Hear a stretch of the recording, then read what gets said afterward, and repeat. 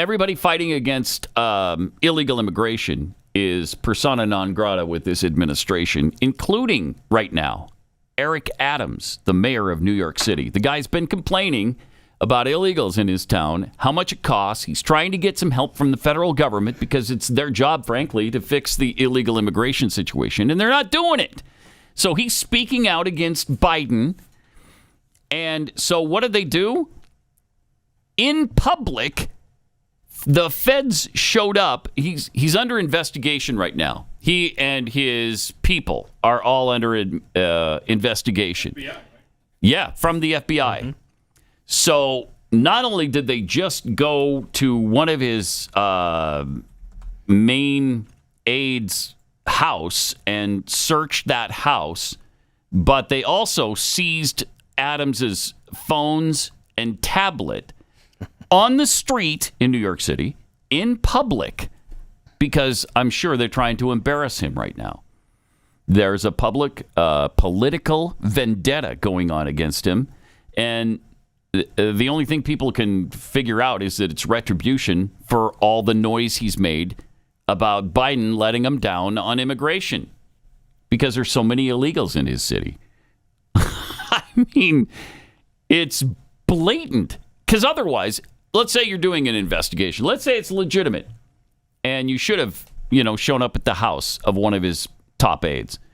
And now you think that there's reason that you need to seize the phones of the mayor and the tablet. Wouldn't you do that at his office in private? Not if you're trying to embarrass him publicly. Mm. And so that's what they embarrassed him publicly, out in the open. Interesting. Doing a raid on his phone and his tablets. Jeez, that is just unreal. So while it usually takes them years to do this kind of stuff, usually to a major pattern of violations, as in the case that sent multiple Andrew Cuomo donors and aides to prison, but not Andrew Cuomo, of course. But they never seized anything of Andrew Cuomo's in public. But that's what they're doing to Adams because he's speaking out. Yeah. And they've got to make an example out of him. This is what happens to you when you speak out against the Biden administration. Congratulations. Now how much do you want him to win re-election? Just absolutely nuts. And right now the Pentagon is trying to stock up on thermonuclear missiles. I'm sorry, say what now? Yeah. They're planning to buy up to 1,000 new long-range nuclear missiles because of concern over China's ballooning arsenal of doomsday weapons.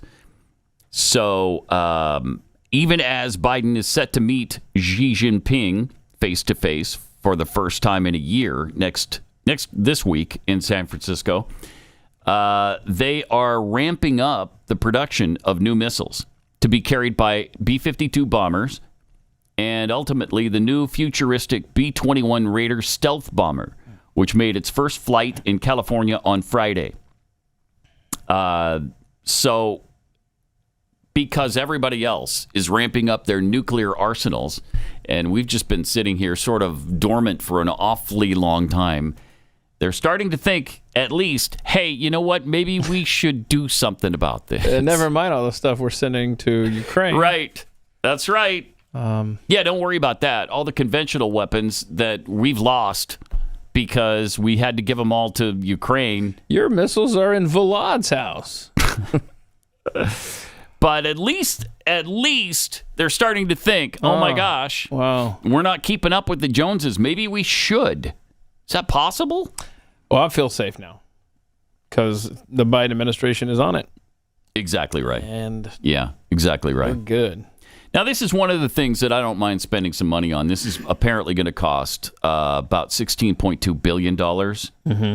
These carry a yield of 10 times what was dropped on Hiroshima and Nagasaki. Wow. Each missile will have a dial-a-yield capability, meaning they can be set to explode with a power equivalent to between 5 and 150 kilotons of TNT. Wow. So that's interesting. And we got that going for us. So if there's a nuclear war, hopefully we'll be more prepared. Well, can they wait? Can we just say, hey, time out, pause? Wait, we're not done with the 1,000 weapons we're building right now. Can you give us a few years, maybe? Would that be okay? Jeez.